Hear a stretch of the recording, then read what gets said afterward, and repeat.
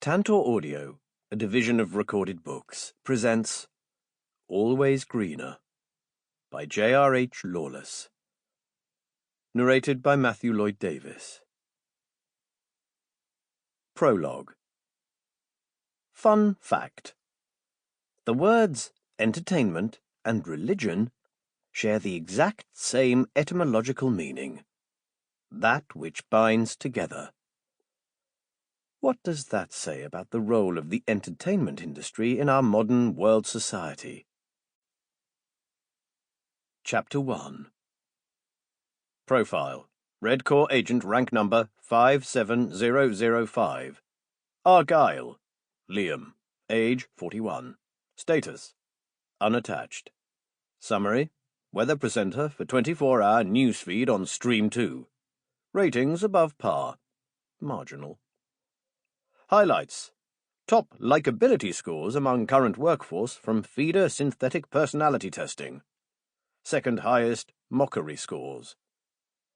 Psych assessment. Repressed intellectual identity. WJ6, standard score 112. High average. High average. Exner Fabcom 1 PSV1.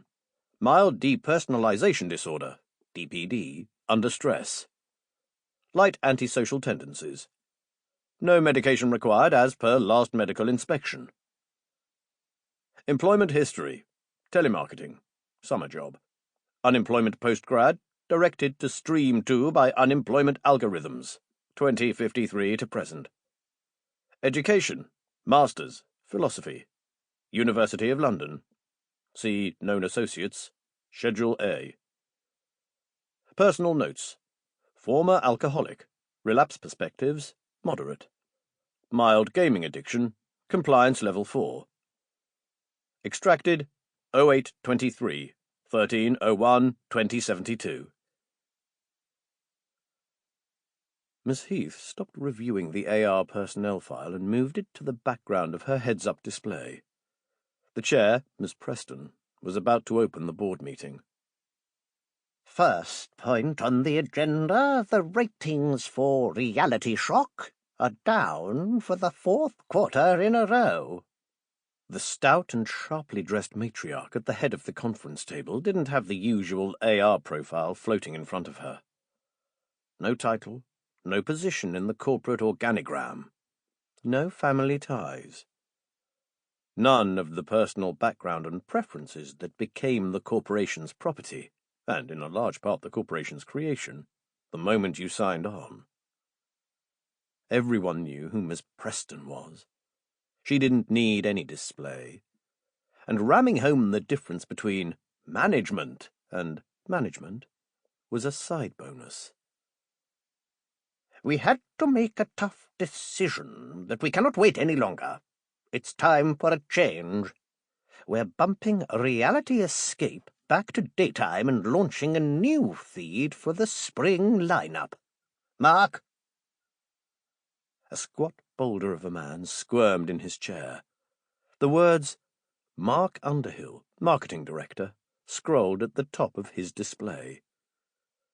He tried to draw himself up to a height he did not possess, making him look rather like a startled hippopotamus. He coughed and launched into his overly rehearsed spiel. Thank you, Miss Chair, members of the board. Our department has been hard at work over the past few months fabricating the next big thing. We decided the best way was to go back to the source and evaluate our past successes. Why did so many people tune in every night to watch The Eliminator? As he spoke, free-floating AR windows popped up to the left side of his ear. They showed a desperate, half-naked man running from unseen pursuers through a jagged metal jungle.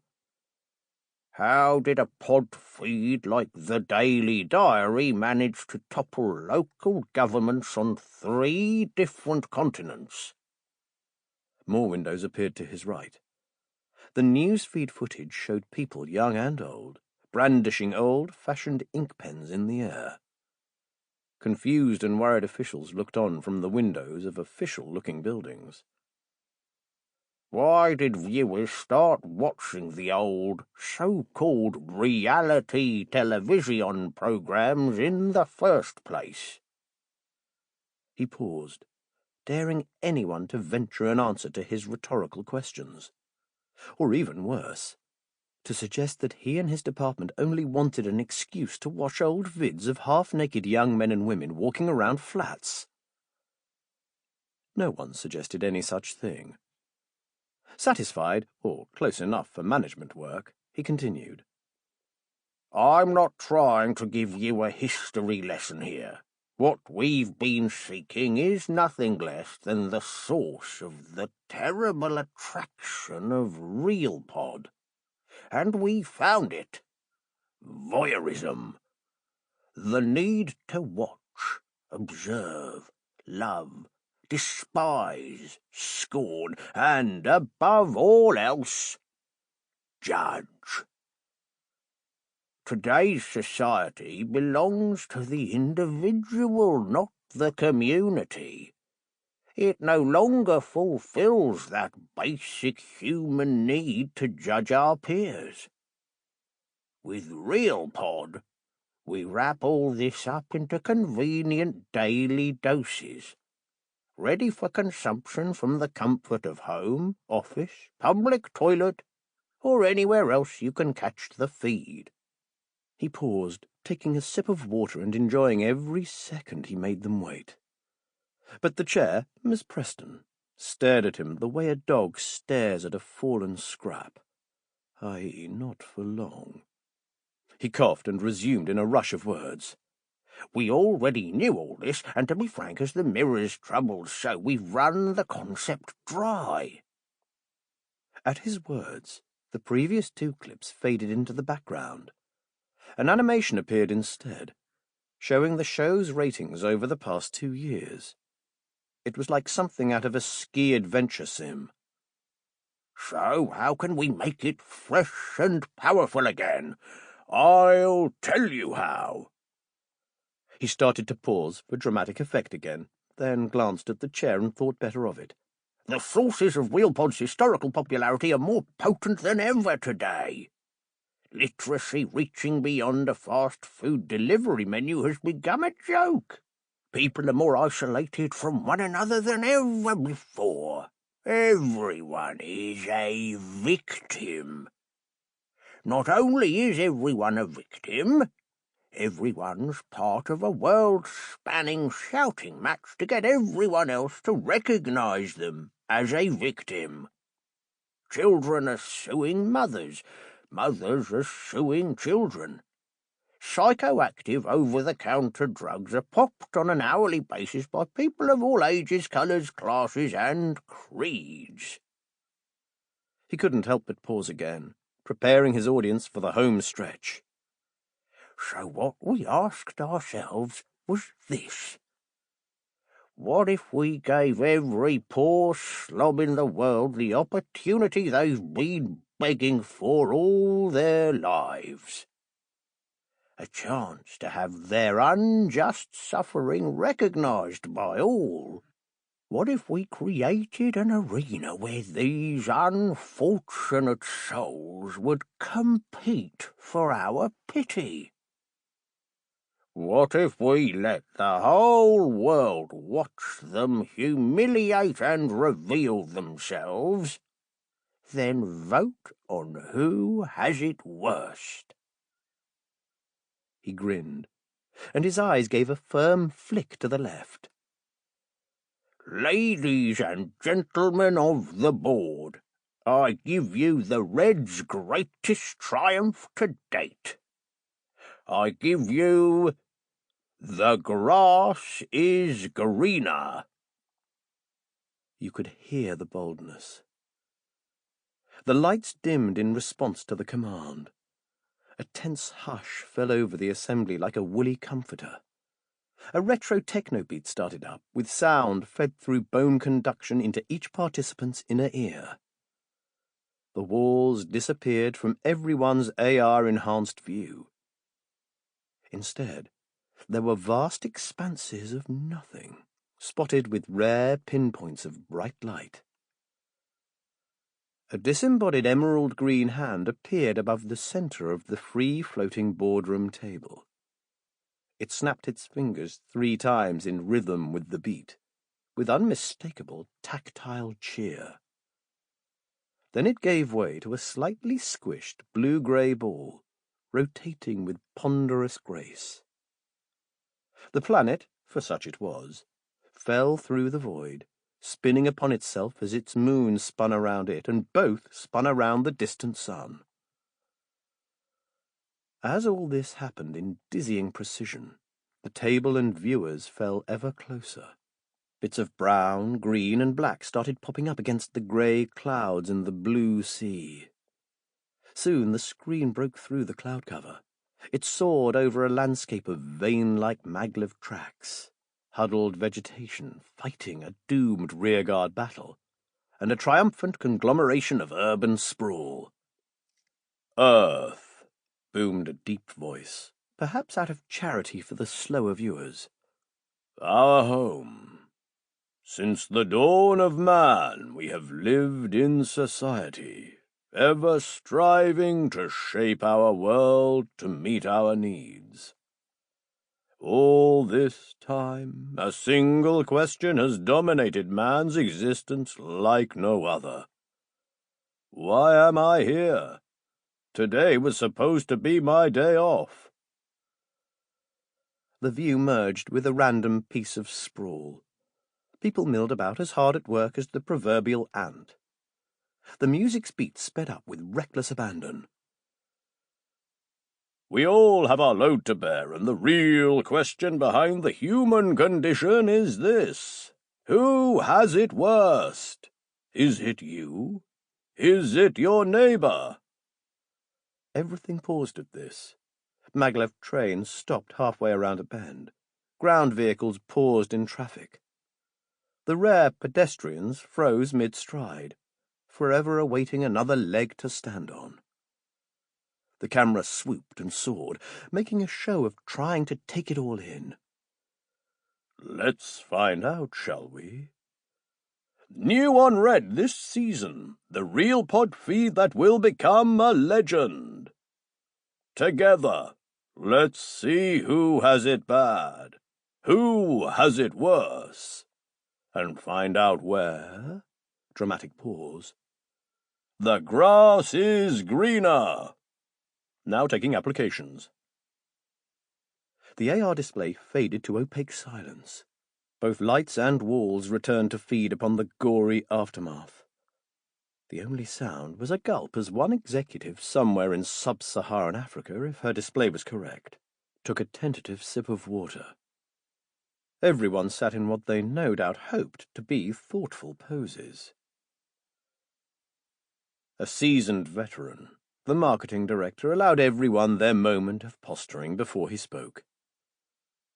"As I'm certain you have already realized, the title, 'The Grass is Greener,' which we ultimately retained at the end of extensive synthetic target response testing, allows us to clearly describe the voyeuristic nature of the feed while avoiding any of the more unfortunate connotations. With the gig, as we've taken to calling it, we can give the main theme a positive spin, reducing guilt issues amongst feeders."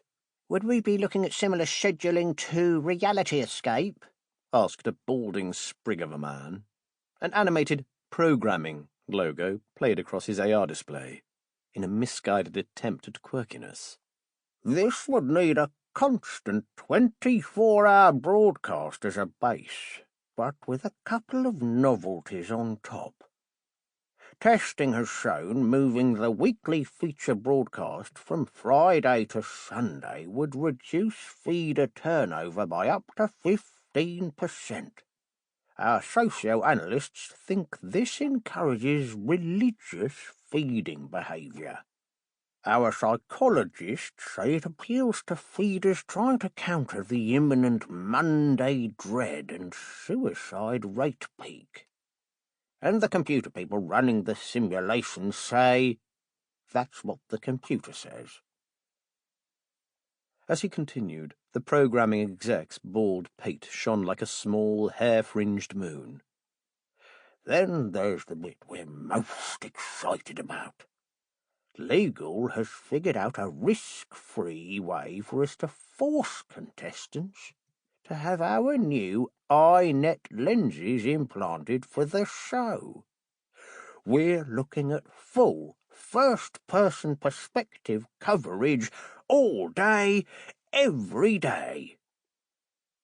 The matriarch butted in with one word. "Fred?" Nothing else needed saying. Fred turned out to be a short woman sporting the kind of pink bow that's only appropriate on the head of a bear riding a small bicycle. She righted herself to attention. The sober word "commercial" bobbed along with the display in front of her, the only one not animated or scrolling in any fashion. She frowned in concentration as columns of data appeared before her eyes only. First projections show annual advertising revenue of some 8.3 billion FIDs, a net growth contribution of 1% after advertising, supplies, maintenance, and personnel losses. Which brings us to the second item on the agenda, said Miss Preston, not only hammering the point but nailing it. The success of this feed will hinge on finding the right kind of person to host it. Someone under our control. Someone people can relate to and maybe even like, while still being able to condescend to him. She stopped, considering what she had just said. Yes, we need a male for this one. A woman could never fit that bill. Does anyone within your units seem suitable? Some young thing sitting behind Fred, half a continent behind, in fact, let out an involuntary, It earned him the terror of Miss Preston's undivided attention. "Sorry, ma'am. I was only thinking, sorry, wouldn't it be better to hire someone who is, famous, to draw people in to watch the feed? Sorry," he punctuated again. No hint of a smile broke the chair's countenance. Don't be a fool.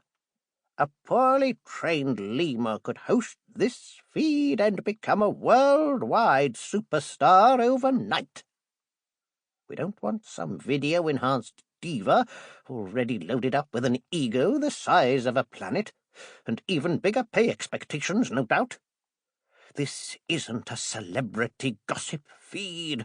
This is about the nitty-gritty of life. A sharp young lady halfway down the table let out a tactical cough. Her display read, Ms. Alison Heath, News and Weather, in prominent but sober font. Stream 2 currently has in its employ a young man who seems suited. Liam Argyle, our evening news weatherman. Him? Scoffed the marketing director through the folds of his chin. The tall guy with the stubble and the jug ears to host our flagship prime-time feed? The human resources manager drew up Argyle's psych profile and let out a loud, His profile also says that he is educated in philosophy of all things. Clearly this was some time ago. Yet is he not a bit mismatched for a host position such as this? He does have a nice smile, though, sort of authentic, This thought came from a human resources middle manager who might not be a resource himself much longer unless he guarded himself better. Yes, cut in the matriarch, addressing all comments at the same time. And it is precisely because he gets such reactions that our Mr. Argyle will be the perfect host for The Grass is Greener. She turned to the burly man with the red tie sitting on her right. Let's get the full personality and background assessment started on him straight away. Make sure that any of that high-horsed nonsense has been squashed out of him over the years. If he checks out, I want him on the job starting next week. Can you take care of the details, Alison?" "You can count on me, Miss Preston," replied the younger woman, her face stonier than the cliffs of Moher. "Well done! "On to more pressing matters," said the chair. As she scanned the faces around her, a scrolling list of items and prices appeared behind her. What are we having for lunch?" Chapter 2. Sunk deep within the embrace of the automated vehicle taking him home, Liam couldn't believe his luck. The whole experience seemed alien, as removed from reality as letters to the North Pole, news of floods in eastern Kazakhstan, or the eternal feasts in the halls of Valhalla. The sheer impossibility of it all had been gnawing at him since the call on Thursday. Liam had braced himself for disappointment when the ground car failed to show up to take him to the Heath estate. Things like this didn't happen, not in reality. And yet, there the car had been, 5 minutes early of all things. And off he had gone, stepping into the world of his betters, hearing the offer again straight from the mouth of Ms. Heath, the goddess of his own personal pantheon. His own show, and not just any show, the network's flagship feed. He hadn't dared to ask the question that seemed to loom over the whole affair like an elephant behind the settee. Why him? Liam didn't think of himself as ugly, not in so many words. But the face in his mirror didn't belong to a Sanchez Oda, or whoever the latest androgynous flavour of the season was. Neither did the belly, added the deriding voice of integrity. Liam almost slid into that abyss that was his despair over a 4-year absence from the female front, but caught himself. He was fine as he was, he convinced himself once again, before wrangling his thoughts back to the day's events. Why him? He wouldn't risk breaking the charm cast upon an otherwise sane and uncaring world by uttering the words out loud. And in any case, what was he supposed to do about it? He'd tried to remain as composed as possible during the brief meeting, but it was clear that he was no longer in control of anything. Refusing the offer was not only unthinkable, it was on par with one of those primordial words of power, the true name of some great old one, which, if uttered, would sunder the very fabric of reality beyond the skills of any passing cosmic Penelope to repair. What's more, it was a silly notion. How could he refuse? It wasn't a once-in-a-lifetime opportunity. It was, from his experience of the universe, a never-in-a-lifetime opportunity. Or, at the very least, never in Liam Argyle's lifetime. It was an astounding chance to finally take his rightful place with the movers and shakers of the world, to help the company make the world a better, richer place. That was the problem with covering the weather, of course. Weather affected everyone. It was by far and away humankind's single greatest topic of conversation. But a weatherman didn't, contrary to popular belief, affect it. You put words to data other people, using expensive chunks of metal zipping through space, had worked out about what it might do next. You gestured at the maps and diagrams some other people displayed on AR lenses around the world. And yet people reacted as if he were the weather's trainer in some great elemental circus. They blamed him when it broke loose, escaped, and took a member or two of the audience along with it. It must be true. After all, it was on TV. This show would be a chance to have an impact, to make a difference in the lives of so many people, and his own, first and foremost. What did he have to show for his life up till now? A philosophy diploma still stuffed down the side of one of the boxes from his last move, a second-rate job, a beer paunch, and a liver the size of a small bowling ball. They'd taken pleasure in showing him the MRI after the stomach pumping, on the night he'd decided to recognize his drinking problem. and imagine everything he could do to help the poor slobs he'd be interviewing. To bring their problems out of the shadows and into high-res nanoparticle light across the 207 states covered by the red. He could give them legitimacy. And along with Redcore, he could bring them hope. He could help them better their conditions, while making a tidy profit for the company to boot. Ms. Heath had been adamant about these possibilities, somewhere around the third glass of heady port. As a result, it all seemed a little hazy. But the heart of the matter was clear. Could he let nagging doubts about losing control over his own life get in the way of this sanity-rending opportunity?